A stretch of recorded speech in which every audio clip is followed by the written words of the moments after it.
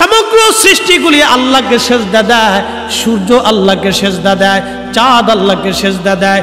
নবী বলেন, সাহাবীরা তোমরা কি জানো সূর্য কোথায় যে ডুবে যায়? সাহাবীরা বলেন, আল্লাহু রাসূলু আলাম, আল্লাহ জানে এবং নবী ভালো জানে।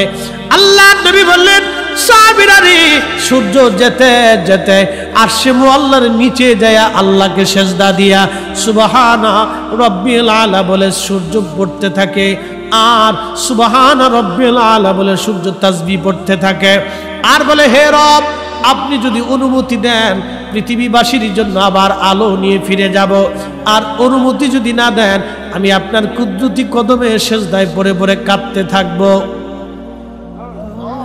আল্লাহ নবী বললেন, সূর্য থেকে আবার রব অনুমতি দেওয়ার কারণে সকালবেলা তোমরা সূর্যের আলো পাও। কিয়ামতের পূর্ব সময় অনুমতি দেবে না, দেবে না, দেবে না, দেবে না। 6 মাস পার হয়ে যাবে, পৃথিবী অন্ধকারে নিমজ্জিত হয়ে যাবে, কান্নার রোল পড়ে যাবে, অন্ধকারে ছেয়ে যাবে সারা দুনিয়া। মানুষ বলবে, সূর্যের কি হলো? সে কি হারিয়ে গেছে? সূর্য কোথাও খুঁজে পাওয়া যাবে না, আলো পাওয়া যাবে না, অন্ধকারে সারা পৃথিবীতে কান্না বেড়ে যাবে। এবার রব বলবে, সূর্য উঠো। সূর্য পূর্ব দিক থেকে উঠার সময় পাবে না, পশ্চিম দিক থেকে উঠা শুরু হয়ে যাবে সূর্য। আল্লাহ নবী বললেন, তওবার দরজা বন্ধ হয়ে যাবে, আর ওই সময় দক্ষিণ দিক থেকে একটা বাতাস আসবে। সমস্ত ঈমানদার সেই দিন মারা যাবে, কোনো ঈমানদার আর থাকবে না, আল্লাহকে আল্লাহ বলে ডাক দেওয়ার মতো কেউ থাকবে না। আল্লাহ ইসরাফিলকে বলবে, ইসরাফিল সিংহায় ফুঁক দাও। আল্লাহর এই ফেরেশতা সিংহা হাতে নিয়ে মুখের কাছে নিয়ে আল্লাহর আরশে মুআল্লার দিকে তাকায় থাকে, একটা সেকেন্ডের জন্য এদিক আর ওদিক করে না। কখন রব হুকুম দিবে সিংহায় ফুৎকার দেওয়ার জন্য, যখন সিংহায় ফুৎকার দিবে, কুরআন বলতেছে, ইদাস সামাউ ফাতারাত, আকাশ ভেঙ্গে ভেঙ্গে ভেঙ্গে ভেঙ্গে পড়তে থাকবে। ওয়া ইদাল কাওয়াকিবু তাসারাত, সমগ্র নক্ষত্রগুলি ভেঙ্গে ভেঙ্গে ভেঙ্গে ভেঙ্গে পড়তে থাকবে। ওয়া ইদাল বিহারু ফুজ্জিরাত, সমুদ্রের তলদেশ উদ্দোলিত হয়ে যাবে, সমগ্র পানিগুলি পৃথিবীর উপরে আছাড় মারবে, আর ধুয়ে পারলে সব পৃথিবীবাসীকে নিয়ে যাওয়া হবে। ওয়া ইদাল কুবুরু বুসিরাত, কবরের ভিতরে যাহা আছে সব আমার মালিক আমার রব বের করে দিবে। কবর থেকে মানুষ বের হইয়া সেই দিন হাসরের ময়দানের দিকে দৌড়াইতে থাকবে, সবাই উলঙ্গ থাকবে, কিন্তু আমার নবীকে আল্লাহ 70,000 ফেরেশতা বেষ্টন করাইয়া জান্নাতের পোশাক পরাইয়া মহাসম্মানে ফেরেশতারা মিছিল দিয়ে দিয়া আমার নবীকে হাসরের ময়দানে মাকামে মাহমুদে বসাবে। একবার জোরে বলা যাবে কি আল্লাহু আকবার? খুশি না বেজার? অল্প না বেশি? সৃষ্টি সব ল্যাংটা, কিন্তু আমার নবী জান্নাতের পোশাক পরা। সবাই সেই দিন একা একা আমার নবী 70,000 ফেরেশতা বেষ্টিত মিছিল দিতে দিতে মাকামে মাহমুদে নিয়ে যাওয়া হবে। সবাই চিন্তিত, নবী হাস্যোজ্জ্বলিত। আল্লাহ বলছেন, আসা আইয়া বাসাকা রাব্বুকা মাকামান মাহমুদা, আপনাকে মাকামে মাহমুদ ওয়ালা করেছি। সৃষ্টির ভিতরে সবার মাথার উপরে যার কদম, তিনি আমার আপনার নবী। আল্লাহর পরেই যার মর্যাদা, তিনি আপনার আমার নবী। আল্লাহর হাবিব, তিনি আপনার আমার নবী। মাকামে মাহমুদ ওয়ালা আমার আপনার নবী। আল্লাহ হাসরের ময়দানের মালিক ইয়াউমিদ্দিন, আর আমার নবী হচ্ছে শাফিউল মুজনিবিন। আল্লাহ হচ্ছে রাব্বুল আলামিন, আমাদের নবী রাহমাতুল লিল আলামিন। আল্লাহ বিচার করনে বলা, আর আমার নবী সুপারিশ করনে বলা। আল্লাহ পাক সেই দিন শাস্তি দেনে বলা, আর আমাদের নবী তাকে তরানে বলা। একসাথে বলা যাবে না মারহাবা? আমরা সেই নবীর উম্মত, মসজিদে জুতা চুরি করি। কি কথা বলেন? মসজিদে জুতা চুরি করি। বাজান মুসলমান, খুব মনোযোগ দেন। হযরত ইউনূস আলাইহিস সালামের কথা বলছিলাম। মাছের পেটের ভিতরে ইউনূস, চিন্তা করলেন মরে গেলাম না বেঁচে আছি। লাড়াচাড়া দিয়ে দেখলেন না বেঁচে আছি। দাঁড়ায় গেলেন খোদার পয়গম্বর, দাঁড়ায় যাইয়া সেজদার মধ্যে পড়ে গেলেন। মাছের পেটের মধ্যে সেজদার মধ্যে পড়ে বলতেছে, লা ইলাহা ইল্লা আনতা সুবহানাকা বিপদের দোয়া। কঠিন মুসিবতের মধ্যে যদি পড়ে যান তাহলে খতম ইউনুস এই দোয়াটা খতম দিতে থাকবেন। আল্লাহ যখন ইউনুস আলাইহিস সালাম এই জিকির শুরু করলেন, ইউনুসের এই জিকির আর ওই মাছের পেটের মধ্যে রইল না, এই জিকিরটা চলে গেল আরশে মুআল্লাতে। সুবহানাল্লাহ বলা যাবে? আরশে মুআল্লার পাশে এই জিকিরগুলি চারপাশ দিয়ে ঘুরতেছে। আরশে মুআল্লা ধরে রাখছেন চারজন ফেরেশতা কাঁধে করে। এই চারজন ফেরেশতা আল্লাহকে ডাক দিয়ে বলে, রব, আপনার বান্দা ইউনুস তিনি জীবনে ভালো অবস্থায় থাকার সময় আপনার জিকির করেছে, আজকে সে মাছের পেটের ভিতরে পড়ে গভীর সমুদ্রের মধ্যে আপনার জিকির করতেছে। আল্লাহ, ইউনুসের জিকিরের আওয়াজ আরশে মুআল্লার চারপাশ দিয়ে ঘুরতেছে। আল্লাহ, আপনি আপনার ইউনুসরে মাফ করে দেন। আল্লাহ নবী বলেন, উম্মত রে, ওই সময় যদি ইউনুস সেজদার মধ্যে পড়ে এই দোয়া না পড়তেন তাহলে কিয়ামত পর্যন্ত আল্লাহ ইউনুসকে মাছের পেটের মধ্যে ওইভাবে রেখে দিতেন। হযরত ইউনুস ওই সময় জিকির করতেছিলেন। এমন সময় ইউনুস আলাইহিস সালাম ডাক দিলেন, হে রব, সমুদ্রের ভিতর থেকে আপনার জিকিরের আওয়াজ আসে, সমুদ্রের ভিতরে আপনার জিকির করে কে? আল্লাহ ডাক দিয়ে বলেন, ইউনুস, তুমি সমুদ্রের ভিতরে জিকিরের আওয়াজ শোনো। সমুদ্রের পানি আমার জিকির করে, সমুদ্রের কঙ্কর আমি আল্লাহ জিকির করে, সমুদ্রের পাথর আমি আল্লাহর জিকির করে, সমুদ্রের বালুকণা আমি আল্লাহর জিকির করে, সমুদ্রের মাছ আমি আল্লাহর জিকির করে, সমুদ্রের শ্যাওলা আমি আল্লাহর জিকির করে, সমুদ্রের নিচে গাছ আমি আল্লাহর জিকির করে, সমুদ্রের নিচের পাহাড় আমি আল্লাহর জিকির করে। ওই জিকিরের আওয়াজ ইউনুস রে তোমার কানে লাগতেছে। আল্লাহ আল্লাহ ডাক দেখে, ইউনুস রে, সমুদ্রের ভিতরে এমন কোন প্রাণী নাই যে প্রাণী আমি আল্লাহ জিকিরে না করে। একবার জোরে বলা যাবে সুবহানাল্লাহ। ইন্নাল্লাহা ওয়া মালাইকাতাহু ইউসাল্লুনা আলান নবী। আমি বলি নাই, কোরআন বলে নিশ্চয় আমি আল্লাহ এবং আমার ফেরেশতারা আমার রাসূলের উপরে দুরূদ আমরা পাঠাচ্ছি এবং আগামীতেও পাঠাইতে থাকবো। এখন ফেরেশতারা তো দুরূদ পড়ে, আমরা দুরূদ পড়ি, কিন্তু আল্লাহ তোর দুরূদ পড়ে না। তো আল্লাহ কি করে জানেননি? একটা সেকেন্ডের জন্য আল্লাহ তার ভালোবাসা থেকে আমার নবীকে জুদা করে না। সব সময়ের জন্য আল্লাহর পক্ষ থেকে নবীর উপর আল্লাহ সাকিনা, ভালোবাসা, আল্লাহর সন্তুষ্টি, রাজামন্দি, খুশি আল্লাহ নাজিল করতে থাকে, করতে থাকে, করতে থাকে, করতে থাকে, আগামীতেও করবে। এই জন্য আমরা জিকির করি আল্লাহর স্মরণ আমরা করি, আর আমার আল্লাহ তার নবীর স্মরণ করতে থাকে। একটা সেকেন্ডের জন্য আল্লাহর স্মরণ থেকে নবীকে জুদা করা হয় না। একবার চিৎকার মেরে বলা যাবে কি মারহাবা? তাহলে আপনারা বলেন, দুরূদ চলবে কি চলবে না? হাত উঁচা করে বলেন, চলবে কি চলবে না? দুরূদ আমরা কারো ফতোয়ায় বন্ধ করব না। হাত উঁচা করে বলেন, ঠিক কি না?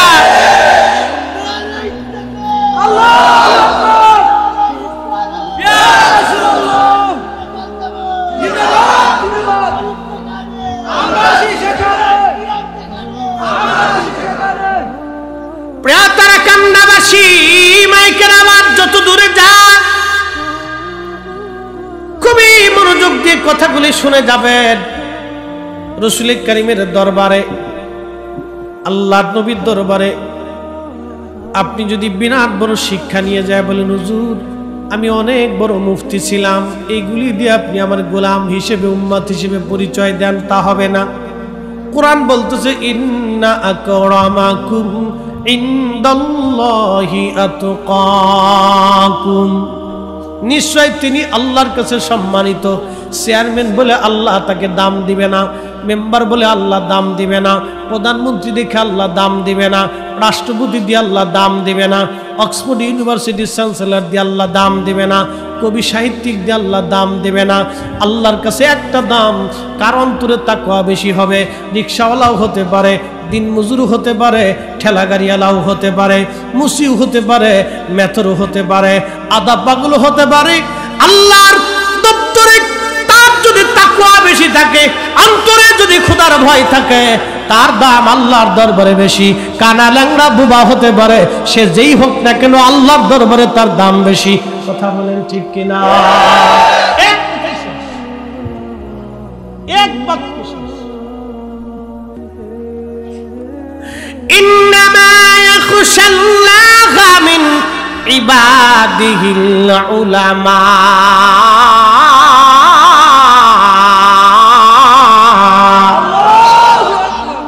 কষ্ট হচ্ছে আপনাদের? কিছু সময় কি বসা যাবে? ওয়াজ বেশি সময় করি নাই, কেবল 40 মিনিট চলতেছে, সরাসরি ডাইরেক্ট অ্যাকশনে ওয়াজ চলে গেছি। আরো 40 মিনিট সময় কি আমার দেওয়া যাবে না? সারা রাত তো দিবেন, যদি দেন তাহলে বসতে হবে, যদি লড়াচড়া করেন তাহলে আমি ওয়াজ করব না, কারণ বুঝে দেওয়া লাগবে আমি কাউকে কষ্ট দেওয়ার জন্য আসি নাই।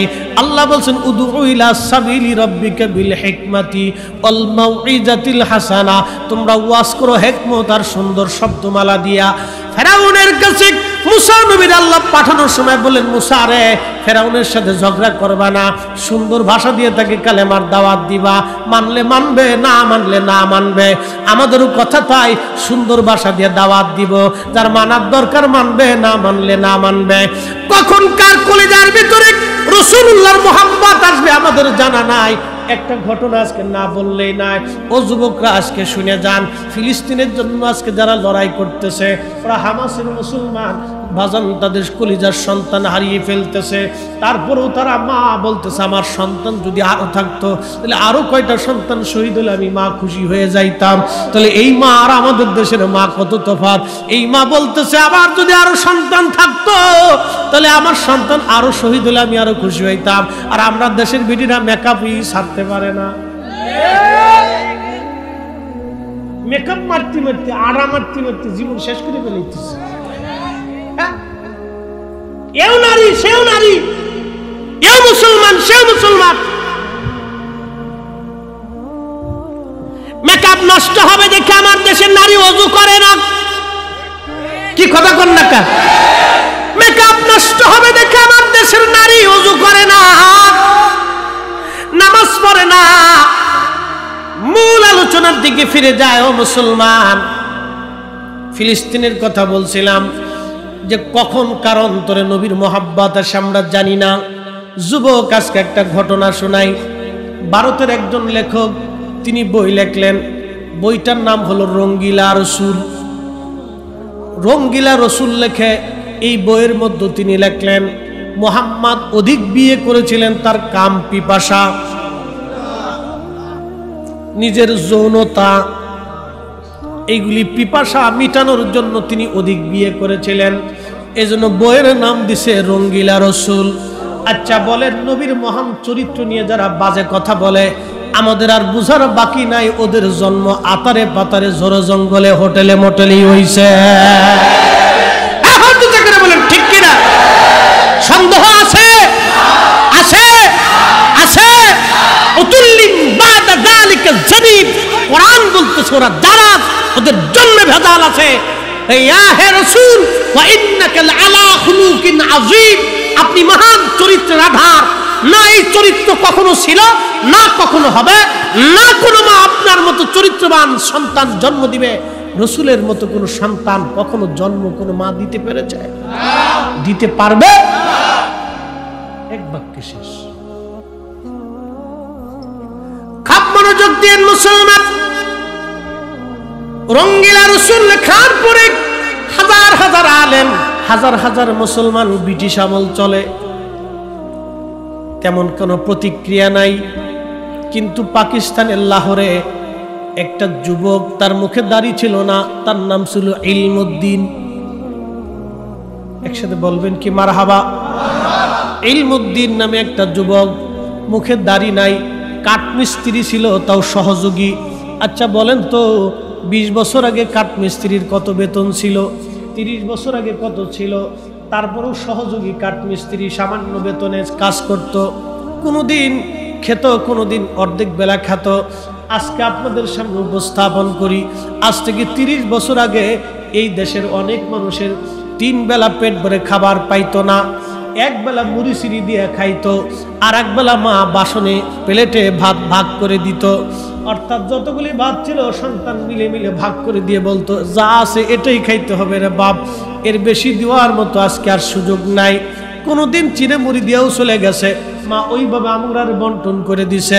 আজকে মানুষ আছে 18 কোটি, কিন্তু ভিক্ষে যে করে তার বাড়িতেও 2-4-10 কেজি চাল থাকে। কি কথা কন ঠিক কিনা? ঢাকা শহরে এক বেডির ভাড়া নাই। জিজ্ঞেস করা হলো কত পরিমাণে কামায়, কয় মাসে লাখখানিক হয়। তার মানে বোঝা গেল আজকে ভিক্ষুকেরও ঘরে খাবারের অভাব নাই। কি কথা কন না কে? কিন্তু 20 বছর আগে পেট ভরে এদেশের মানুষ 3 বেলা খাইতে পারে নাই, এইরকম 80% ফ্যামিলি ছিল। মিথ্যা কথা বলছি? চেয়ারম্যান সাহেব এখানে উপস্থিত আছে, এখানে মুরব্বী রাখছেন, হুজুর কেবলা এখানে উপস্থিত আছেন, আলহামদুলিল্লাহ। অনেক উলামা একরাম আপনারাও আছেন, মুরব্বীরা আছেন, বয়স্ক মানুষ আছেন। আমি সত্য একটা বাস্তবতা থেকে উপস্থাপন করতেছি। বাপ, এর জন্য মানুষের অহংকার করার কিছু নাই, গর্ব করার কিছু নাই। যিনি দেন তিনি আল্লাহ, যিনি নিয়ে যান তিনি আল্লাহ। আল্লাহ দিছে, আবার আল্লাহ নিয়ে চলে যাবে।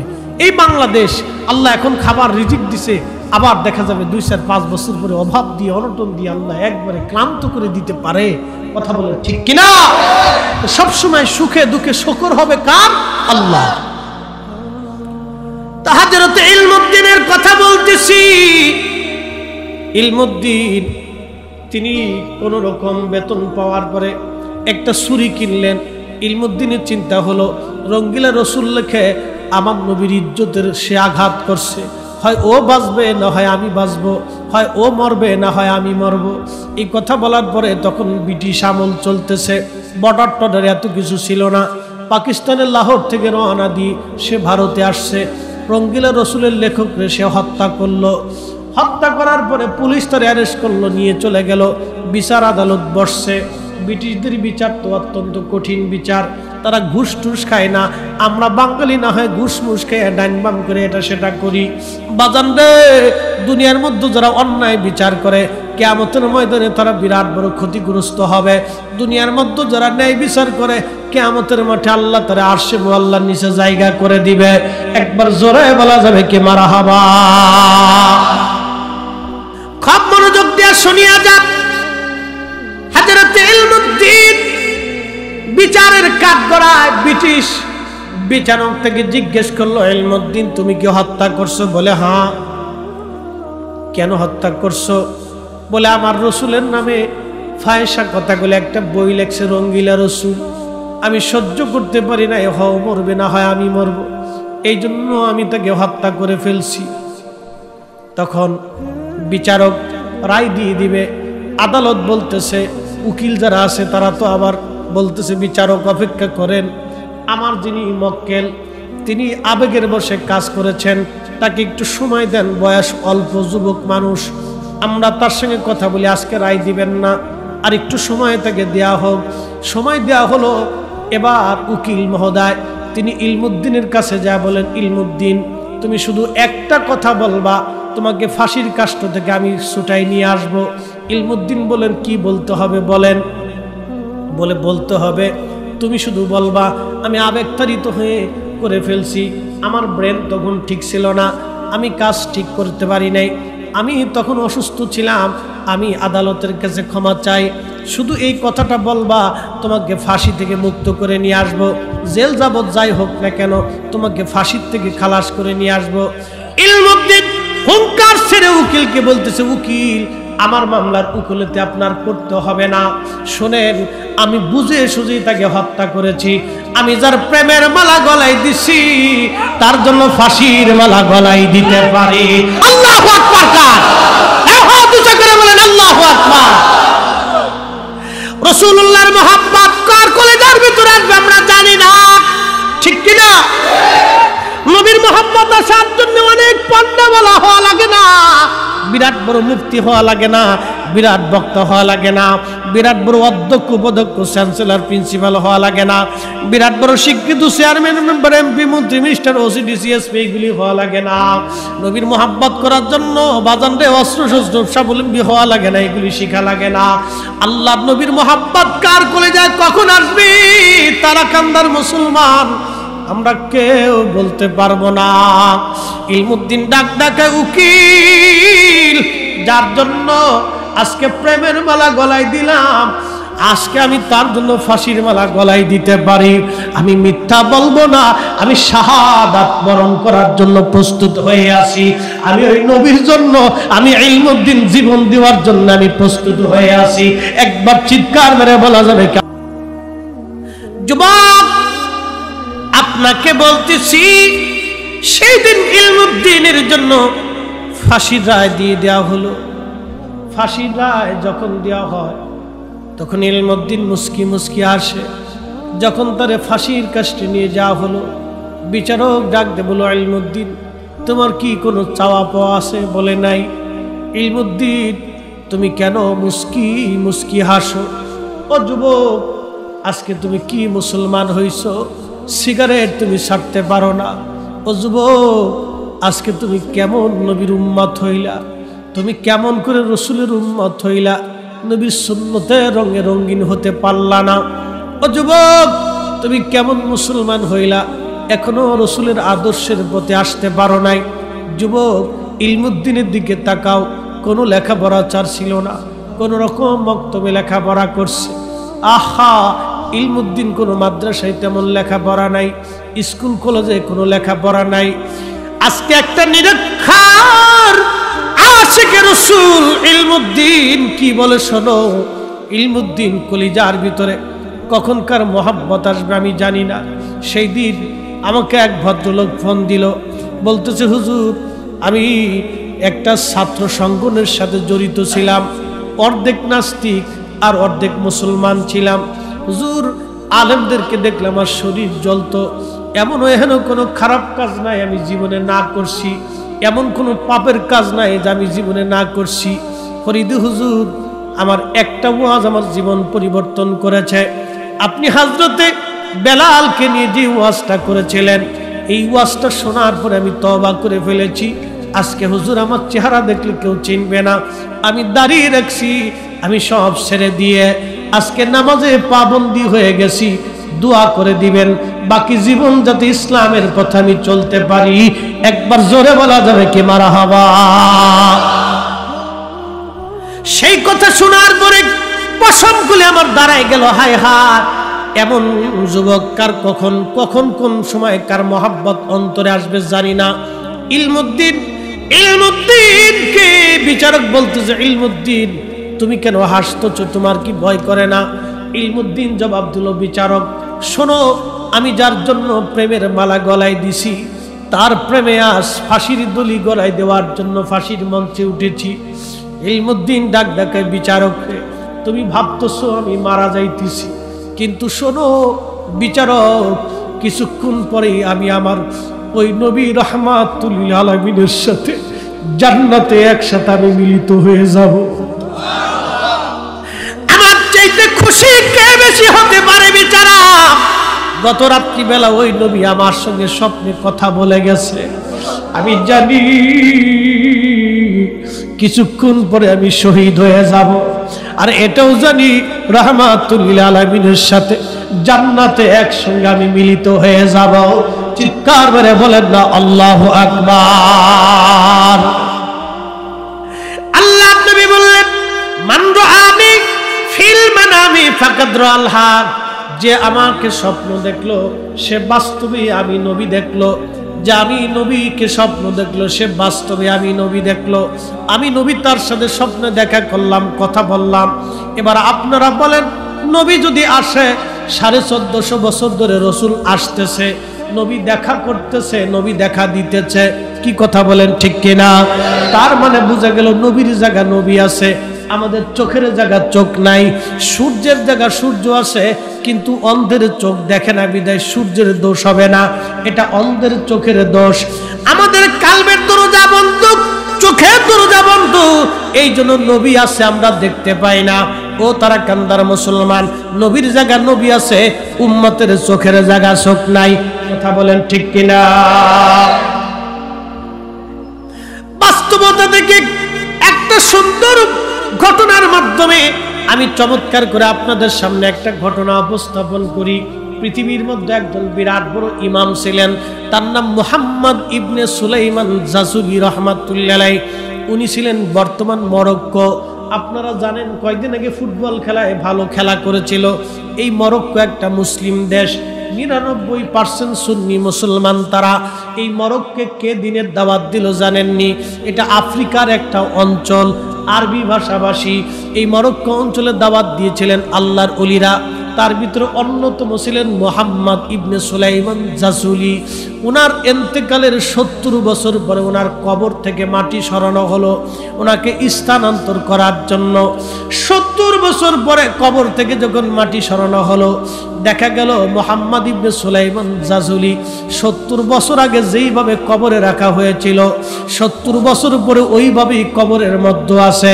কাফনের কাপড় পচে যায় নাই, চোখের ভুরু নষ্ট হয় নাই, তার ত্বকটা নষ্ট হয় নাই, ঠোঁট তার শুকায় যায় নাই, একটা পশম তার পরে যায় নাই। একবার জোরে বলা যাবে কি আল্লাহু আকবার। তেলের গাড়ি তেলে চলে, হাওয়ার গাড়ি হাওয়ায় উড়ে, বিনা তেলে চালায় গাড়ি নবী সুলাইমান। আমরা সেই মুসলমান, আমরা সেই মুসলমান। কথা কোন ঠিক কিনা? কোরআন বলতেছে ওয়ালা তাকুলু লিমান ইউকতালু ফি সাবিলিল্লাহি আমওয়াত। খুব মনোযোগ দেন, কোরআন কার কালাম? কালামের ভিতরে ভুল টুল আছে। আকাশ ভেঙে যাবে, কোরআন মিথ্যা হবে না। জমিন পুড়ে যাবে, কোরআন পরিবর্তন হবে না। সাগর শুকায় যাবে, কোরআনের কোনো পরিবর্তন, সংযোজন বিয়োজন আর কোনোদিন হবে না। কথা বলেন ঠিক কিনা? হ্যাঁ মুসলমান, কোরআন বলতেছে আল্লাহর পথে যারা জীবন দেয় তোমরা তাদেরকে মরা মনে করিও না। বাল আহইয়াউ ওয়ালাকিন লা তাশউরুন, বরং তারা জিন্দা জিন্দা জিন্দা। একবার জোরে বলা যাবে কি মারহাবা।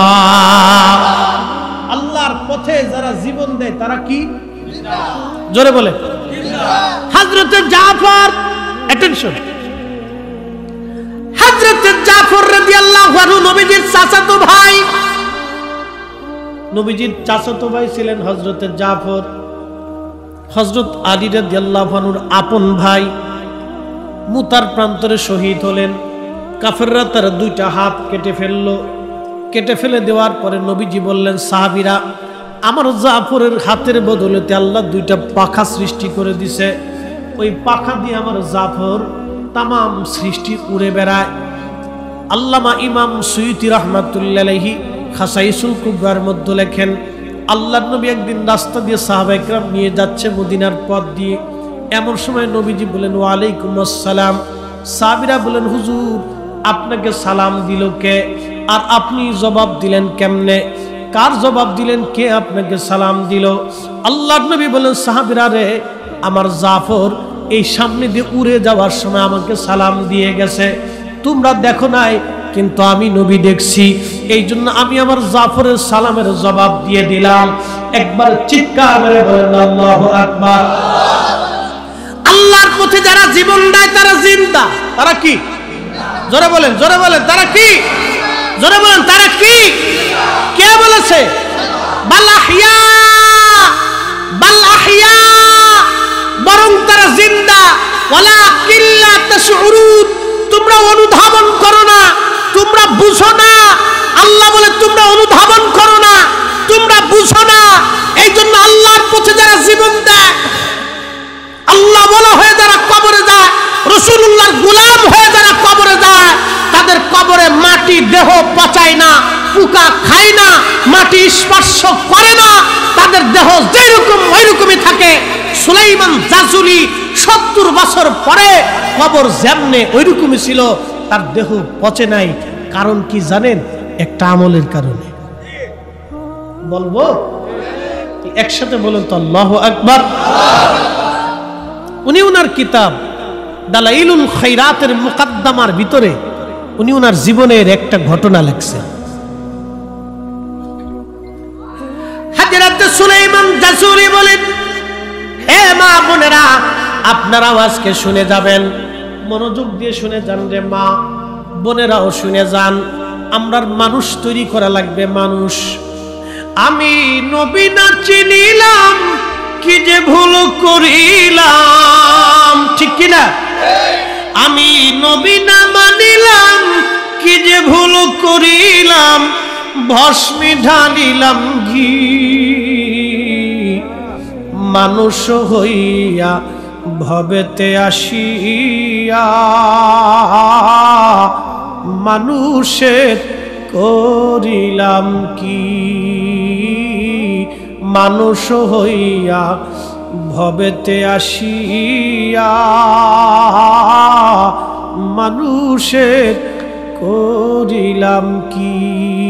মানুষ হইয়া ভবেতে আসিয়া মানুষের করিলাম কি।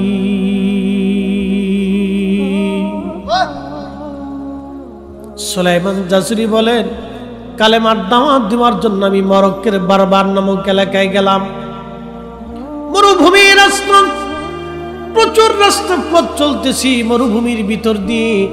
এমন সময় লক্ষ্য করলাম আমার মশকের পানি শেষ। শরীর মশালা হলো, অজু চলে গেলে আবার অজু করা লাগবে, কিন্তু শর্ত হলো যদি পানি না থাকে তায়াম্মুম করা লাগবে। আল্লাহর ওলি বলতেছেন, পানি খুঁজতেছি সারা এলাকা, কিন্তু পানি খুঁজে আমি পাই না। এমন সময় দেখলাম বহুদূর একটা বাগান দেখা যায়। চিন্তা করলাম বাগান যেহেতু আছে তাহলে অবশ্যই পানির কোনো ব্যবস্থা আছে, কারণ যেখানে গাছ আছে পানি ছাড়া তো গাছ বাঁচতে পারে না। আর যেহেতু বাগান আছে, জঙ্গল আছে, অবশ্যই পশু পাখি আছে। হযরত সুলাইমান জাজুলি বলেন, আমি মরুভূমি থেকে বাগানের দিকে মোড় দিলাম। বাগানে আসলাম, বিরাট বড় জঙ্গল। এসে দেখি ওই জঙ্গলের ভিতরে একটা গাছের নিচে কুঁড়ে ঘর। কুঁড়ে ঘরের দরজার পাশে দাঁড়ায় ডাক দিলাম, কেউ আসো? আমি সুলাইমান জাজুলি, অজু করব, পানি দেওয়া কি যাবে? কিন্তু ভিতর থেকে কোনো আওয়াজ আসলো না। আমি দৌড়ে একটু দূরে যায় দেখলাম একটা কুয়া আছে, কুয়ার ভিতরে পানি আছে, কিন্তু পানি উঠানোর মতো কোনো যন্ত্র নাই, পানি উঠানোর মতো কোনো দরিয়ার মশক নাই।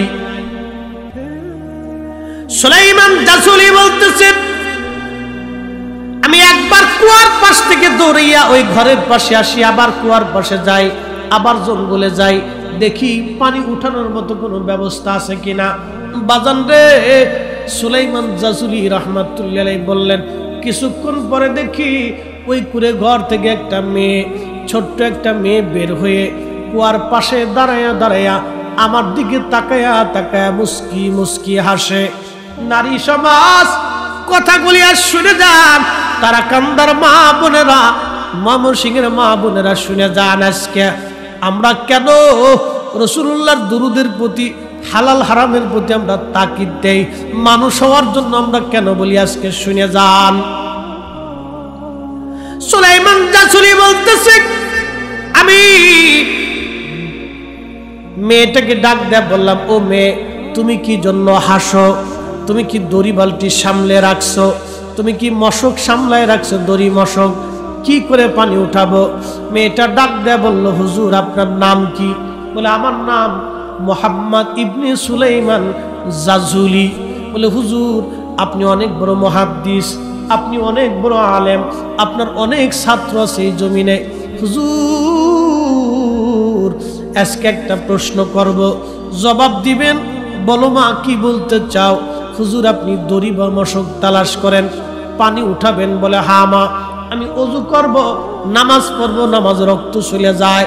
ছোট্ট মেয়েটা ডাক দে বলতেছে, হুজুর দড়ি আর মশক ছাড়া কি কুয়ার ভিতর থেকে পানি উঠানো যায় না? একসাথে জোরে বলা যাবে কি আল্লাহু আকবার? হযরত সুলাইমান জাসুলি রাহমাতুল্লাহ আলাইহি তিনি বলতেছেন, আমি মেয়েটাকে বললাম, মারে তুমি কি দড়ি বালতি মশক কি সামলায় রাখছো? মেয়েটা বলে, না হুজুর। আপনার পরিচয় কি দয়া করে বলবেন? তখন মেয়েটা বলতেছিল, সুলাইমান জাসুলি বলল, হ্যাঁ বাবা, মা আমার নাম মুহাম্মদ ইবনে সুলাইমান। জাজুলি। বলে মা, মেয়েটা বলতেছে হুজুর আপনি কি একটা প্রশ্ন করি জবাব দিবেন, বলো দড়ি মশক ছাড়া কি কুয়ার নিচ থেকে পানি উঠানো যায় না? বলে হ্যাঁ। না মা, কি করে সম্ভব? তখন ওই মেয়েটা বলতেছিল হুজুর অপেক্ষা করেন, আমি কুয়ার নিচ থেকে দরিয়ার মশক ছাড়া পানি উঠাইয়া আপনাকে দেখাচ্ছি। একবার জোরে বলা যাবে কি আল্লাহু আকবার? একজন মানুষের জীবনের পরিবর্তনের একটা ঘটনা শোনাচ্ছে, একবারে বাস্তব বিশুদ্ধ। উনি ওনার কিতাবের মুকাদ্দামার ভিতরে ওনার জীবন পরিবর্তনের ঘটনাটা উনি লেখছেন যে ওই মেয়েটা একটা পাথর এনে কুয়ার পাশে দাঁড়াইয়া, ছোট্ট মেয়ে পাথরের উপর দাঁড়াইয়া কুয়ার ভিতরে মুখ দিয়ে কি যেন পড়ে আর কুয়ার মধ্যে থুতু মারে, কি যেন পড়ে আর থুতু মারে। সুলাইমান জাজুলি বলতেছেন কিছুক্ষণ পরে দেখলাম পানি উঠে উঠে উঠে উঠে একেবারে কুয়া ভরে গেল। না হলো না, আরো জোরে বলেন আল্লাহু আকবার। এখানে হাজি কারা আছেন একটু হাত উঁচা করেন তো। হাজি হাজি যারা হজে গেছেন হাত উঁচা করেন, যারা গেছেন হজে হজে অথবা মক্কা মদিনায় চাকরি করছেন তারাও হাত উঁচা করেন। মক্কা মদিনায় যারা গেছেন, ওমরা গেছেন, হজে গেছেন, আচ্ছা হাত নামান। আপনারা বদরে গেছেন না? বদরে ওই যুদ্ধক্ষেত্রে দেখার জন্য অনেকেই জিয়ারা করতে গেছেন। যদি মুআল্লিম ভালো হয় তো আপনাদেরকে ঘুরে ঘুরে দেখাইছে। এই বদরে যাওয়ার সময় একটা কুয়া আছে, বীরে রুহা বীরে শেফা। এই বীরে রুহা বীরে শেফা, এই কুয়ার এখানে 70 জন নবী এই কুয়ার পানি পান করছে। একসাথে বলবেন না মারহাবা? কতজন নবী? 70 জন নবী। তো ওই কুয়ার পানি শুকাই গেল। বদরের যুদ্ধে বিজয় নিয়ে সাহাবায়ে কেরাম আসতেছে। আসার সময় ওইখানে গেলেন, ওখানে একটা মসজিদ আছে, ওই মসজিদে 70 জন নবী নামাজ পড়ছে। এখনো সেই ছোট মসজিদ ওই সরকার এটারে সিমসাম করে রাখছে। তো ওখানে যায় অনেকে নামাজও পড়ে, নফল নামাজ পড়ে, শুকরানা আর কি। তো ওইখানে এই সাহাবায়ে কেরাম এসে তাবু গাড়লেন। তাবু গাড়ার পরে সাহাবায়ে কেরাম বলেন ইয়া রাসূলুল্লাহ, বীরের শেফাতে কোনো পানি নেই। আল্লাহর নবী বীরের শেফার কাছে গেলেন। যাওয়ার পরে রাসূল করিম সাল্লাল্লাহু আলাইহি ওয়াসাল্লাম থুতু মোবারক বীরের শেফার মধ্যে নিক্ষেপ করলেন। নবীর থুতু পাওয়ার পরে বীরের শেফা চালু হয়ে গেল। 1450 বছর ধরে আজকে লক্ষ লক্ষ কোটি কোটি মানুষ পানি নিল, কিন্তু পানি শেষ হলো না। ওই পানি আর অন্য কুয়ার পানি এক পানি না, ওই পানির শেফা, ওই পানি পান করলে মানুষের রোগ ভালো হয়ে যায়। একসাথে জোরে বলবেন আল্লাহু আকবার। না হয় না, আরো জোরে বলেন, আরো জোরে বলেন। তিনি আমাদের নবী, উনার থুতুর কারণে পানি বরকতওয়ালা হয়ে যায়, পানি শেফাওয়ালা হয়ে যায়, পানির ভিতরে বরকত আসে, কুয়া জিন্দা হয়ে যায়। ওই নবীর দুরূদ ও সালামে আমাদের কলব জিন্দা হবে, আমাদের হৃদয় জিন্দা হবে। কথা বলেন ঠিক না বেঠিক? হযরত সুলাইমান জাজুলি বলতেছে আমি দেখলাম কুয়ার ভিতর থেকে পানি উঠে উঠে কুয়া ভরে গেল। আমি আশ্চর্য হলাম। মেয়েটা দৌড়ায় ঘরের মধ্যে চলে গেল। আমি ওই পানি দিয়ে ওযু করলাম, নামাজ পড়লাম। নামাজ পড়ার পরে আমি খুব চিন্তায়, সারা জীবনের এত মুহাদ্দিসগিরি আমি করলাম, এত হাদিস আমি পড়াইলাম, এত ছাত্র আমার হলো, কিন্তু এই নিয়ামত তো আমি হাসিল করতে পারি নাই। কি করা যায়? দৌড়াইয়া ওই মেয়েটার ঘরের দরজার পাশে টুকা লাগাইলেন। ও মা, দরজা খোলো রে মা, দরজা খোলো। ও নারী সমাজ, আজকে আপনারা শুনে যান, আমাদের দেশের মেয়েরা বেপর্দা হয়ে যায়, বেহায়া হয়ে যায়, রাস্তাঘাটে বেপর্দায় চলে। মেয়ের উন্না থাকে পিছে, মেয়ে থাকে সামনে সামনে। ও নারী, সৌন্দর্য বাড়ানোর জন্য তুমি কত মেকআপ করলা, কত সুন্দর পোশাক পরলা, কিন্তু সৌন্দর্য হবে না। মেয়েদের সৌন্দর্য দুই জায়গা, 1 নম্বরে পর্দা, 2 নম্বরে নামাজ। যেই নারী পর্দা করে, নামাজ পড়ে, ওই মেয়েকে আল্লাহ নুরানি চেহারাওয়ালা বানায় দেয়। একবার জোরে বলা যাবে কি মারহাবা? চ্যালেঞ্জ 6 মাস দিয়ে গেলাম নারী সমাজকে, 6 মাসের জন্য দিয়ে গেলাম। 1 নম্বরে সালাত, 2 নম্বরে ওযু। পর্দা পর্দা, 1 নম্বরে পর্দা, 2 নম্বরে নামাজ। এই 2টা জিনিস দিয়ে গেলাম। কোন নারী যদি নিয়মিত 6 মাস এই কাজ করে, তার চেহারা অটোমেটিক সুন্দর হবে, একটু মেকআপ করা লাগবে না। আম্মা জান সারা, হাওয়া আলাইহিস সালামের পরে আম্মাজান সারার মতো এত সুন্দর নারী কোনো মা জন্ম দিতে পারে নাই। আল্লাহ এত সুন্দর করে তারা তৈরি করেছিলেন, জীবনে কোনোদিন মেকআপ করে নাই। হযরত ইব্রাহিম খলিলুল্লাহর তিনি স্ত্রী ছিলেন। আম্মাজান সারাকে মিশরের ফেরাউন ধরে নিয়ে গেল তার সাথে ব্যভিচার করার জন্য, আম্মাজান সারাকে হরণ করার জন্য, তার ইজ্জত লুণ্ঠন করার জন্য। আম্মাজান সারা 2 রাকাত নামাজ পড়ে আল্লাহকে বলতেছেন, হে রব, আমি আপনার বান্দি, আপনি আপনার খলিলের সাথে আমাকে বিয়ে দিয়েছেন।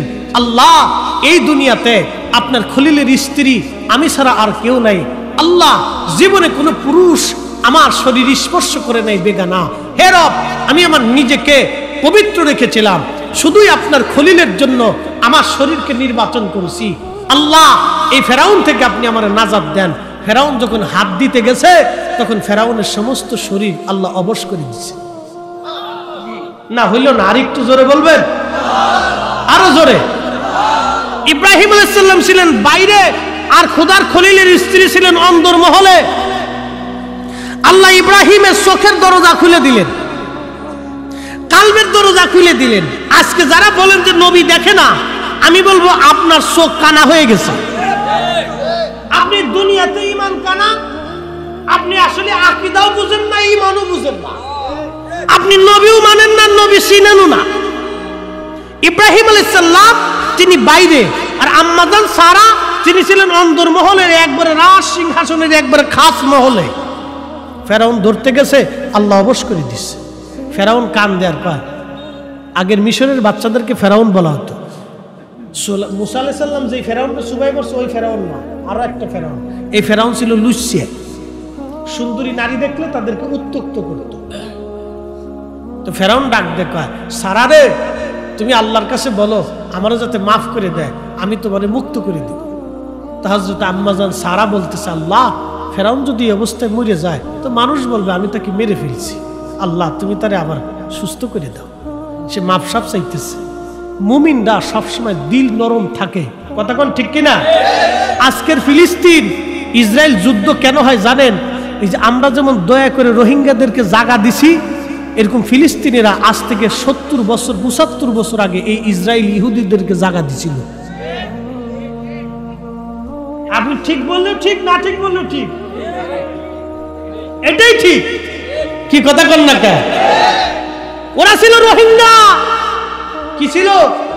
ওই ইহুদিরা ছিল রোহিঙ্গা। হিটলার 60 লাখ ইহুদি মারছে। 60 লাখ মারার পরে কোটারে বাঁচাই রেখে কইছিল দুনিয়ার কোটা ইহুদি বাঁচাই তুই গেলাম পরে বুঝবি। আজকে হিটলারের কথা ঠিক হয়েছে, ওরা সারা দুনিয়া অশান্তি বাঁধাইছে, সারা পৃথিবী নিয়ে। ইউক্রেন যুদ্ধ, ইউক্রেন রাশিয়ার যুদ্ধ ইহুদিদের কারণে। এসব এই শয়তানি, ওরা সারা দুনিয়া শয়তানি করে বেড়ে, ওরা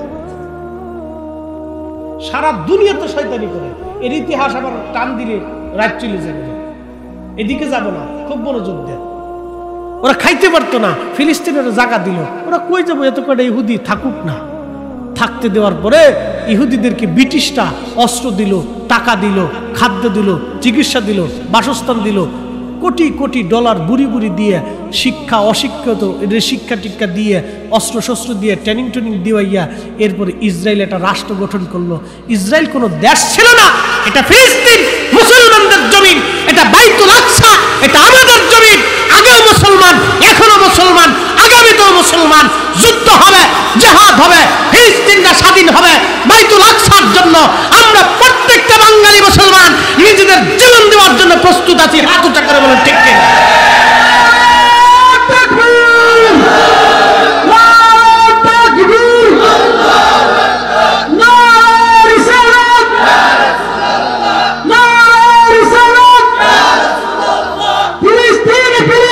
জিন্দাবাদ, জিন্দাবাদ,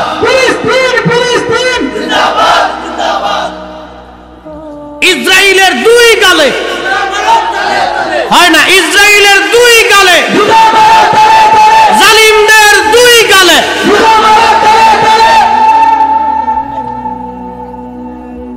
প্রিয় মুসলমান, এই ইহুদিরা ছিল রোহিঙ্গাদের মতো পথভ্রষ্ট। ফিলিস্তিনিরা তাদেরকে জায়গা দেওয়ার পরে আজ করুণ অবস্থা। প্রায় 10 লক্ষ ফিলিস্তিনিদের বাড়ি ঘর ওরা দখল করে নিছে। ওরা কেমন করে অত্যাচার করে জানেননি? রাত্রিবেলা ঘুমিয়েছেন আপনি, সকাল 10টার সময় নোটিশ আসছে এই বাড়ি ঘর তুমি ছেড়ে দাও, যদি ছেড়ে না দাও তাহলে ধরে নিয়ে যাওয়া হবে। যদি কেউ প্রতিবাদ করত ধরে নিয়ে যাইতো, তাকে জেল জরিমানা দেওয়া, কোনো বিচার সালিশ নাই, ওইভাবে তাকে ওই অবস্থায় জেলখানায় ধরে রাখতো, অত্যাচার করত, নির্যাতন করত। এইভাবে 10 লক্ষ ফিলিস্তিনের বাড়িঘর ওরা দখল করেছে। তার মানে ওরা দখলদার, ওরা জালিম। কথা কোন ঠিক কিনা? ওরা দখলদার, ওরা জালিম, তারা কান্দার মুসলমান। খুব মনোযোগ দিয়ে আজ আপনারা শুনে যান।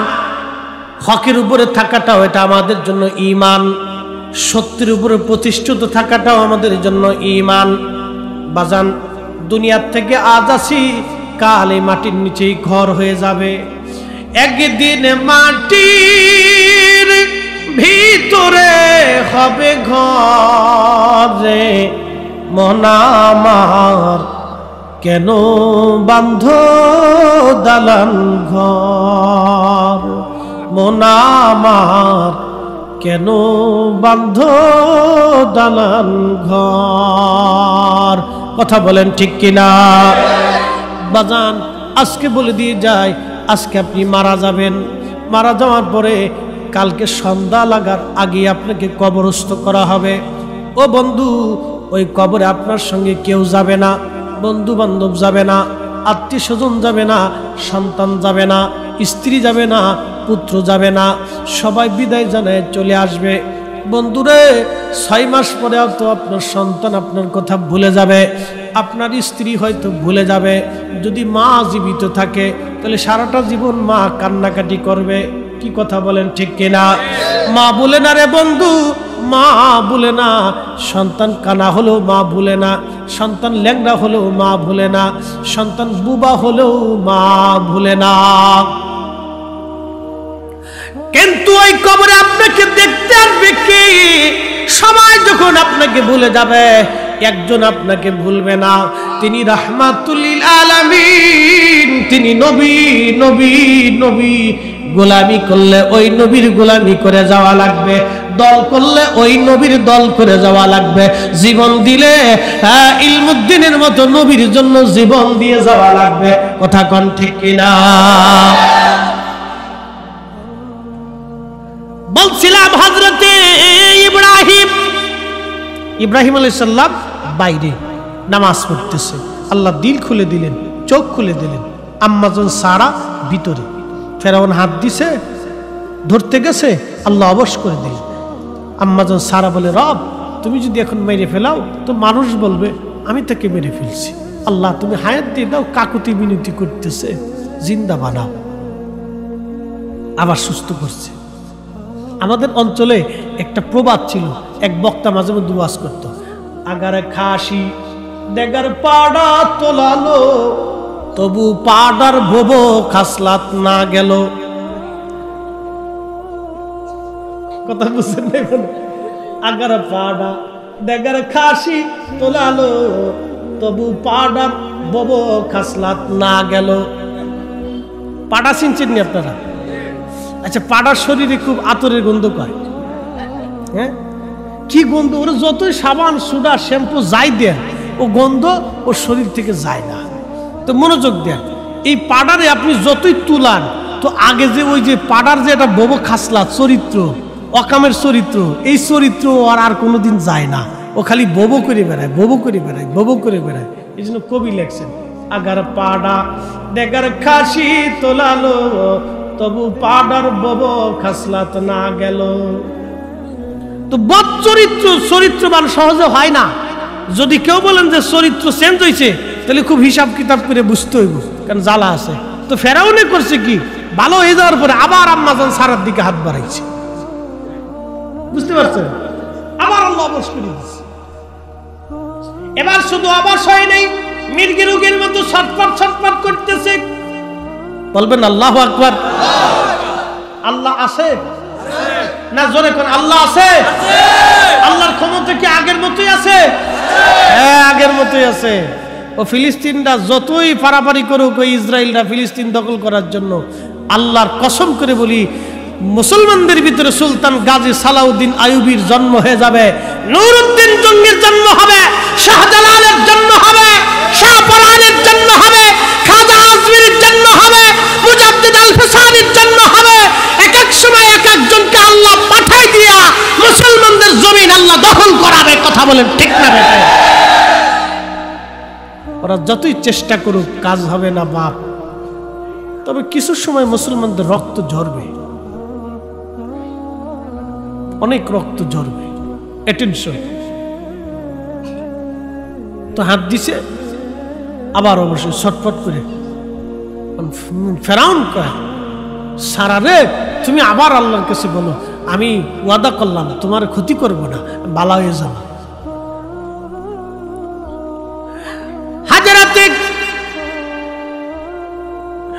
হাজরাতে সারা ডাক দিয়ে বলেন, রাব, এইভাবে যদি লোকটা মারা যায় তাহলে লোকেরা বলবে আমি মেরে ফেলছি। রব্বুল আলামিন তুমি তারে মাইরো না, আল্লাহ তুমি তারে মাইরো না, তুমি তারে আবার সুস্থ করে দাও। আবার সুস্থ করে দিছে, আবার হাত দিয়ে ধরতে গেছে, ওই চরিত্র সহজে তার ভালো হয় না। আবার আল্লাহ পাক অবশ করে দিলেন। এবার ফেরাউন ডাক কয়, সারা রে, ও সারা, তুমি যদি আমারে মাফ করে দাও, আল্লাহর কাছে বলো, আল্লাহ যদি সুস্থ করে দেয়, তাহলে আমার একটা মেয়ে আছে হাজরা, আমি আমার হাজরাকে তোমার দাসী বানায় দেব। একসাথে বলবেন না মারহাবা? আম্মা জান সারা রাদিয়াল্লাহু আনহা তিনি দোয়া করলেন, আল্লাহ তুমি সুস্থ বানায় দাও। ফেরাউন এবার ভালো হইয়া তার মেয়ে দাস হাজরাকে তার দাসী বানায় দিল। আল্লাহর খলিল বিল্ডিং প্রাসাদের বাহিরে নামাজরত আম্মাজান সারা রাদিয়াল্লাহু আলাইহিস সালাম তিনি আসছে। আল্লাহর খলিল তখনও নামাজ পড়তেছিলেন।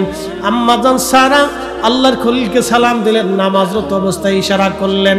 তখন আম্মাজান সারা তার বর্ণনা করতেছিলেন, কিন্তু আম্মাজান সারা তো জানে না আল্লাহর খলিল ইব্রাহিম ওই অবস্থায় বিল্ডিং এর বাহিরে থাইকা সব কিছু তিনি দেখে ফেলাইছে। আল্লাহর খলিল ইব্রাহিম যদি বাহির থেকে সব দেখতে পারে অন্দর মহলে, তাহলে আপনারা বলেন রওজা মোবারক থেকে আমাদের নবী আজকের মাহফিল দেখার ক্ষমতা আছে না? না আছে? জোরে বলেন আছে?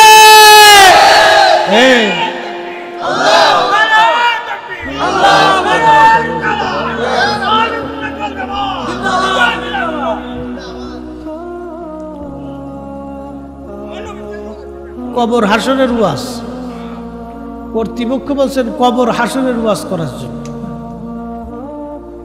মানে কবর হাসরের ওয়াজ তো এটা আগে বলা উচিত ছিল, মরার সময় করলে তৈব না, সারা রাত কম এই জন্য তো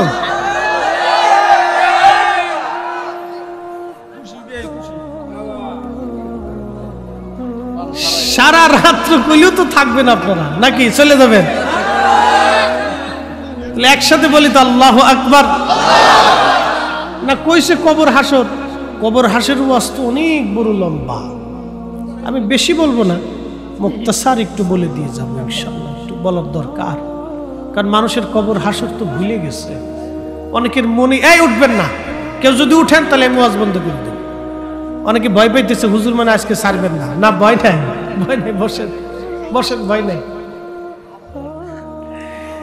আল্লাহু আকবার ওয়ালিল্লাহিল হামদু বিসমিল্লাহির রাহমানির রাহিম।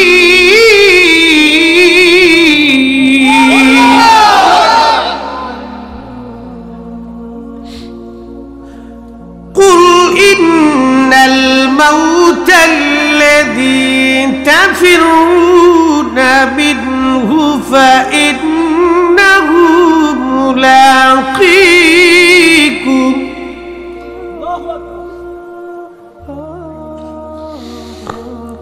সুম্মা তুরাদ্দুনা ইলা আলিমিল গায়ব والشهادة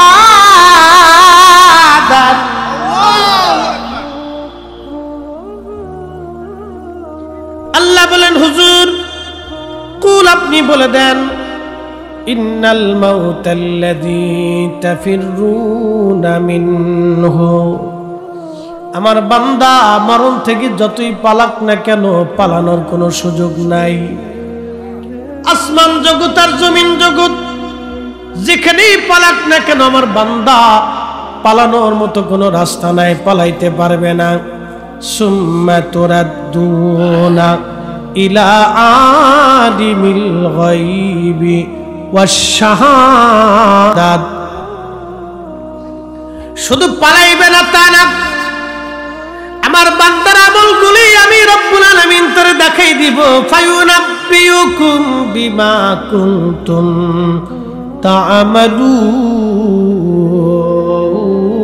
তা'মালুন জিন্দেগি তোর যাইরে ফাঁকি দিয়া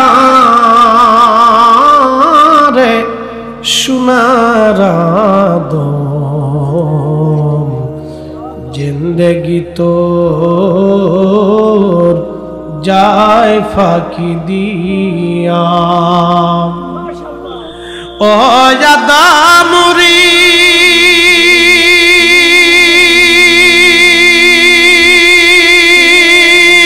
পাক ধরিয়া গেছে দাড়ি দন্তবাসে গুটা চারি সমন জারি গিয়াছে করিয়ারে সোনার আদম জিন্দেগি তোর যায় ফাঁকি দিয়া জিন্দেগি তোর যায় রে ফাঁকি দিয়া রে সোনার আদম জিন্দেগি তোর যায় ফাঁকি দিয়া তারা কান্দার মুসলমান কবর হাসর বড় কঠিন জায়গা বিরাট বড় কঠিন হাসরের মাঠ কত বিরাট হবে তার একটা ছোট্ট বর্ণনা আমি আপনাদের সামনে তুলে ধরি মনোযোগ দেন বর্তমান পৃথিবীতে মানুষ আছে 800 কোটি কত কোটি 800 কোটি মানুষ এই 800 কোটি মানুষ সারা পৃথিবীর মধ্যে 800 কোটি মানুষ কিয়ামত পর্যন্ত আদম শফিউল্লাহ থেকে কিয়ামত পর্যন্ত যত মানুষ হাসরের মাঠে দাঁড়াবে আল্লাহর জমিনের মধ্যে যত ফেরেশতা আছে সব ফেরেশতারা হাসরের মাঠে দাঁড়ায় যাবে কত ফেরেশতা দাঁড়াবে জানেননি আল্লাহ তা ফেরেশতা কত বড় বড় ফেরেশতা জিব্রাইল একজন ফেরেশতা তার 600 পাখা আছে একটা পাখা দিয়ে একটা বাড়ি দিলে দুনিয়ার থেকে আসমানে যাইতে 1 সেকেন্ড সময় লাগে না একবার জোরে বলা যাবে কি সুবহানাল্লাহ বাকি 599 পাখা ব্যবহার করা লাগে না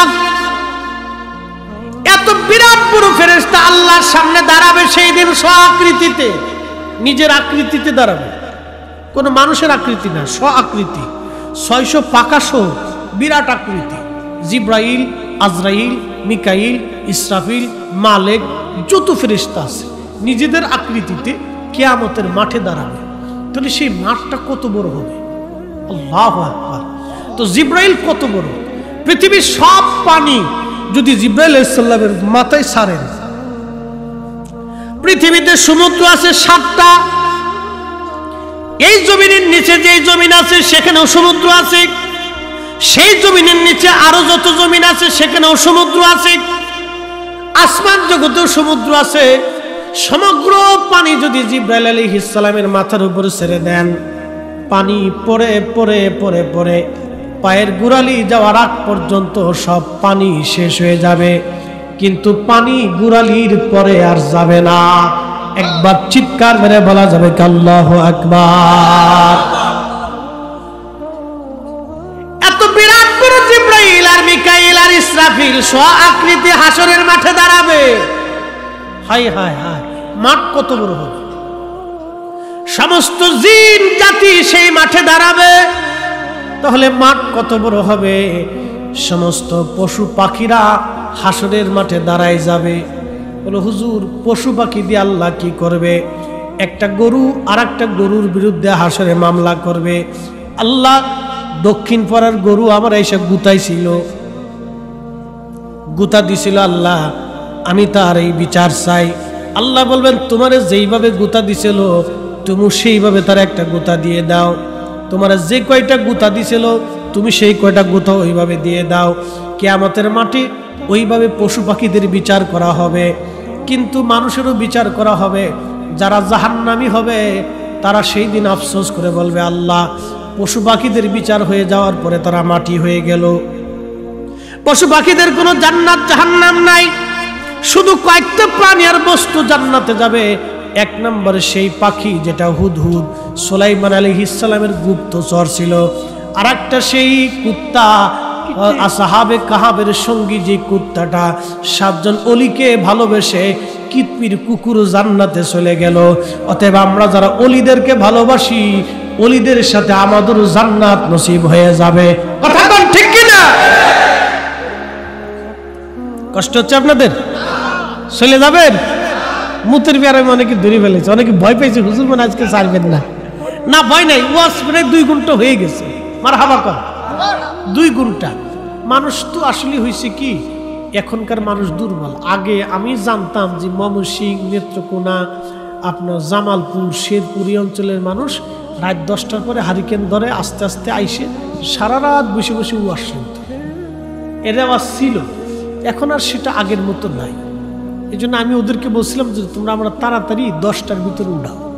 যদি 10টা থেকে 10:30টার ভিতরে আমার দিতে পারো তাহলে কিছু মানুষকে আমি ওয়াজ শোনাইতে পারবো। নাহলে 12টার পরে মানুষ চলে যাওয়ার জন্য ধাক্কা দেবে, এটা ঠেকায় রাখা যায় না। কারণ কালকে সকালবেলা 10টায় যার অফিস আছে তারে 1000 টাকা দিলে সে বসে থাকবে না, কারণ অফিসে তার টাইম মতো পৌঁছাইতে হবে। কারো ব্যবসা আছে, মাল আছে, এটা আছে, চাকরি আছে, কাজ আছে, এই তাকে চলে যেতে হবে। এই জন্য আমাদের উচিত হলো প্রধান বক্তা যে তারে 10টা থেকে 10:30টার ভিতর উঠাই দিলে কিছু মানুষকে কিছু কথা শোনানো যায়। মাহফিলে তো হরেক কোয়ালিটির মানুষ আছে, তবে মহিলারা বালা, এগার পান খাওয়া লাগে না, বিড়ি খাওয়া লাগে না, কিছু লাগে না। আর বেড়াগার ভিতরে কেউ আছে চিন্তা করে যে মুইতে আসি আর টান দিয়ে আসি। হ্যাঁ, ওই মুতার সুযোগ দিয়ে হাতে করে কি যায় কোনার খাড়ায় 2 টানতেছে, মানে হিট করতেছে, শরীর হিট করে আসছে আর কি। মহিলারা আবার এই দিক দিয়ে বালা, হিট মিট করা লাগে না। এরা পান টানাই নিয়ে টুপলা টাপলি বাইন্দে পান খাইতেছে আর উয়ার শুনতেছে, পান খাচ্ছে আর উয়ার শুনতেছে। মারহাবা কর না, এদিক দিয়ে মা বোনরা বালা। আর এই পুরুষ মানুষের এই একটা বদ অভ্যাস। আমি একদিন এক বাথরুমে ঢুকছি তো বিড়ির গন্ধ পায়, তো কেয়ারটেকারে 10টা দেখলাম বেটারে পাবলিক টয়লেট, তো এই বিড়ির গন্ধ কয় কে সাপ টাপ করস না? হুজুর আপনার আগে যেটা ঢুকছে হেতাই বিড়ি টানছে। বিড়ি টানার জায়গা তো কত জায়গা আছে, গাছের নিচে আছে, মোড়ে টোরে আছে, রাস্তাঘাটে আছে, বাথরুমে বিড়ি টানলো কেন? হুজুর বিড়ি না টানলে বলে ক্লিয়ার হয় না। বিড়ি টাইনে ক্লিয়ার করে, এরকম অনেকে আছে বিড়ি উপর দিয়ে টান দিবেন নিচ দিয়ে ক্লিয়ার হবে, উপর দিয়ে টান দিবেন নিচ দিয়ে ক্লিয়ার হবে। তার মানে বিড়ি তারে এমন ধরছে, সে বিড়ি ধরে নাই, বিড়ি তারে ধরছে। কি কথা কর না কে? সে কিন্তু বিড়ি ধরে নাই, বিড়ি তারে ধরে ফেলাইছে।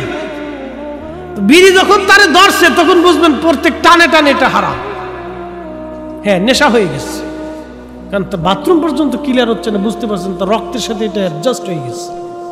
এই জন্য এগুলির থেকে আমাদেরকে বেরিয়ে আসতে হবে। আমরা রাসূলুল্লাহর গোলাম, কথা কোন ঠিক কিনা? এই আমার দিকে হাত উঁচা করে বলেন, নবী দেখার ইচ্ছা আছে? আছে আছে আছে আছে, হাত নামান, হাত নামান। নবী কেমনে দেখবেন? আমি একটা ঘটনা বলছিলাম, ওইটা শেষ করে দিয়ে কবর হাসর শেষ করে নিয়ে আগে। তাহলে এত বড় জিব্রাইল হাসরের মাঠে দাঁড়াবে, তো মাঠটা কত বড় হবে? অ্যাটেনশন, মুক্তাসার একটু কমিটির অনুরোধ একটু না রাখলে এরা কবি যে হুজুর করতে কলাম, হুজুর করলো না। হাসরের মাঠের একটা বিস্তারিত আপনাদের সামনে সামান্য একটু উপস্থাপন করি। মাঠটা কত বড়?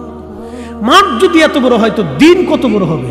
কোরআন বলতেছে, একসাথে বলুন তো আল্লাহু আকবার। আমাকে আর মাত্র 10 মিনিট সময় দেন ইনশাআল্লাহ, বলেন না মারহাবা। 10 মিনিট। আল্লাহু আকবার ওয়ালিল্লাহিল হামদু বিসমিল্লাহির রাহমানির রাহিম।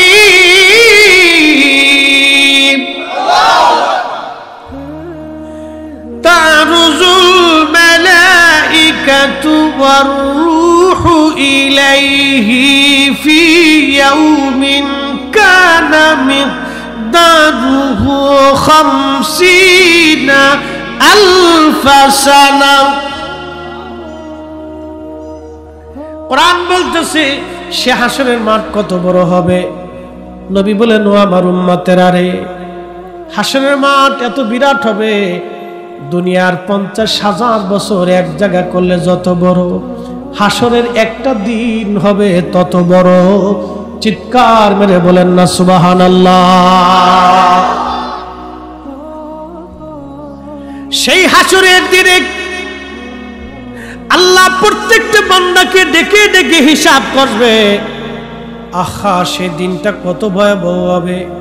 কিন্তু আল্লাহ তার রসুলকে একটা সুপ্রিম পাওয়ার দিবে, ও নবী, আপনার উম্মত নিয়ে আপনি জান্নাতে চলে যান। আপনি যাকে টান দিবেন আমি তাকে মাফ করে দিব, আপনি যাকে কবুল করবেন আমি আল্লাহ তারে কবুল করব, আপনি নবী যাকে সুপারিশ করবেন আমি আল্লাহ তারে ক্ষমা করে জান্নাত দিয়ে দিব। শ্রেষ্ঠ নবী দিলাম রে তরিয়ে নিতে রোজ হাসরে, ঠিক কিনা? শ্রেষ্ঠ নবী দিলাম রে তরিয়ে নিতে রোজ হাসরে, পথ না ভুলি তাই তো দিলে পাক কুরআনের বাণী। খুদা তোমার মেঘের বাণী, সুন্দর ফুল সুন্দর ফল, মিঠা নদীর পানি। খুদা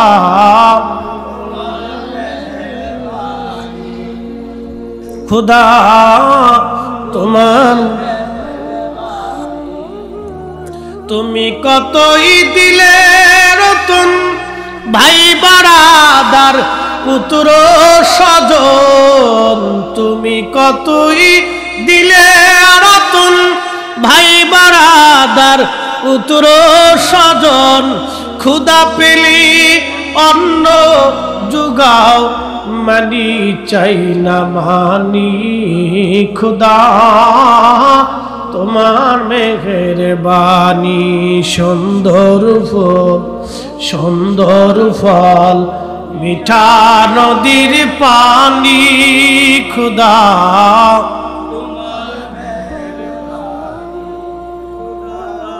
তোমার মেঘের বাণ। কিন্তু সেই দিন এক দলের হবে মহাবিপদ। সেই দল কারা? দুনিয়ার ভিতরে যারা জাকাত ফেতরা দেয় না, কোটি কোটি টাকার মালিক হয়েছে কিন্তু জাকাত দেয় না। আবার জাকাত দেয় তাও সিরা লঙ্গি, 2 মাস পরার পরে বেড়া মুততে বইছে নিজ দেখাইয়া চলে যায়। কি কথা খারাপ কইছি? এমন লুঙ্গি দিছে 2 মাস পরছে, বেটা পেশাব করতে বইছে নিজ দেখাইয়া চলে গেছে। এটা লুঙ্গি দেয়, দাম তার 150 টাকা। আহারে, এই জাকাত না ফাইজলিমি? আল্লাহর সাথে ফাইজলিমি। এটা আবার ঢাকা শহরে জাকাতের মার্কেট আছে। এই 2 নম্বর লুঙ্গি, 2 নম্বর কাপড়, 2 নম্বর সেলার কামিজ, এগুলি পাওয়া যায় জাকাতের মার্কেট। এগুলি আলাদা এরা তৈরি করে। নাউজুবিল্লাহি মিন যালিক, আস্তাগফিরুল্লাহ আল-আযীম। আহা, এগুলি দিয়ে জাকাত আদায় হয় না। কিয়ামতের মাঠে এদের পরিণতি কি হবে জানেন? কিয়ামতের মাঠে আল্লাহ রাসূল বলতেছেন, এই একদল মানুষকে আল্লাহ পাক আলাদা করবে, হাসরের মাঠে এক কোণায় নিয়ে যাবে। তার এই যাবতীয় সমুদীয় যাবতীয় সম্পদ আল্লাহ একটা সাপে পরিণত করিয়া এরপরে তার গলার মধ্যে ফেসাইয়া তার মুখে কামড়াইতে থাকবে। তার মুখের গোশতগুলি কামড়ায় কামড়ায় টেনে টেনে সিঁড়ে সিঁড়ে নিবে, আবার চামড়া হবে, গোশত হবে, আবার কামড়ায় নিবে। রাসূল করিম বলতেছেন, আমার উম্মত ওই সাপে একটা মানুষকে দংশন করলে 40 বছর শুধু তার ওই সাপের বিষক্রিয়া চলতে থাকবে। ওই সাপ যদি দুনিয়াতে একবার নিঃশ্বাস ছাড়তো পৃথিবীতে, তাহলে কোনোদিন কোনো জায়গায় ফসল হতো না। বিষক্রিয়ায় সারা পৃথিবী বিষে ভরে যেত। আল্লাহ রাসূল বলতেছে, আমার উম্মত সে কতদিন পর্যন্ত কামড় খাবে জানো? হাসরের মাঠে তারে কামড়াইতে থাকবে, আর ওই সাপ বলতে থাকবে, এই বান্দা, আমি তোমার সেই সঞ্চিত সম্পদ যেগুলি তুমি আল্লাহ রাস্তায় জাকাত দেও নাই, মানুষকে দেও নাই, গরিবের হক মিটাও নাই। আজকে আমার দেশে সদর হসপিটাল, বিভিন্ন হসপিটালে অনেক মা টাকার অভাবে ওষুধ কিনতে পারে না, অনেক মা টাকার অভাবে চিকিৎসা হতে পারে না। উম্মতের দায়িত্ব ছিল প্রতিবেশীর হক দেখাশোনা করা, তার খোঁজ খবর নেওয়া। আমাদের দেশে কয়জন ব্যক্তি বাড়িঘরে আত্মীয় স্বজন দেখে ঠেকে রাত্রিবেলা খায় ঘুমায়? বলেন। হযরত ওমর প্রত্যেক রাত্রিবেলা ঘুরে ঘুরে দেখতেন কে খায় কে খায় না। হযরত ওমর সারা দিন ঘুরে ঘুরে দেখতেন। একসাথে বলা যাবে না মারহাবা? একদিন হযরত ওমর গেছেন মরুভূমির ভিতরে, যায় দেখতেছে একবারে মরুভূমির ভিতরে একটা তাঁবুর ভিতরে মিটমিট করে আলো জ্বলতেছে। হযরত ওমর চিন্তা করলেন, ব্যাপার কি? তার গোলামদের সাথে করে নিয়ে গেছে। যাওয়ার পরে ওই তাঁবুর পাশে দাঁড়াইছে। তেমন সময় মহিলা বলতেছে, মেয়েরে, দুধের সাথে পানি বেশি করে মিশাও। মেয়ে বলতেছে, মা বলেন কি, দুধের সাথে পানি মিশাবো? ওমরের দরজা থেকে ঘোষণা আসছে, যারা দুধের সাথে পানি মিশাবে তাদেরকে কঠিন শাস্তি দেওয়া হবে। ওমরের গোয়েন্দা যদি জেনে ফেলে তো কালকে বিচারের কাঠগড়ায় দাঁড়াইতে হবে। মা বলতেছে, মেয়েরে, এত রাত্রে ওমরের গোয়েন্দা কোথার থেকে আসবে? কিন্তু খলিফা পিছনে দাঁড়ায় দাঁড়ায় শুনতেছে। মেয়েটা ডাক দে বলে, মা, ওমরের গোয়েন্দা যদি নাও জানে, আমার মালিক, আমার মাওলা, আমার আল্লাহ জানতেছে। মারে, দুধের সাথে আমি পানি মিশাইতে পারবো না। একবার জোরে বলা যাবে কি মারহাবা? হযরত ওমর কিছু বললেন না, ওই জায়গাটা চিহ্নিত করে চলে আসলেন। ফজরের নামাজের পরে ছেলেদেরকে ডাকছে, গোয়েন্দাদেরকে বলতেছে, তোমরা যাইয়া অমুক মহিলার বাড়ি খোঁজ নাও, খোঁজ নিয়ে দেখো তার কি কি আছে। খোঁজ নিয়ে দেখে বলল যে ওই মহিলার স্বামী মারা গেছে, তারা এই উটের দুধ বিক্রি করে কোনো রকম সংসার চালায়, খুব গরিব মানুষ। হযরত ওমর ছেলেদেরকে বলতেছে, তোমাদের স্ত্রী লাগবে কার? কে বিয়ে করতে চাও বলো?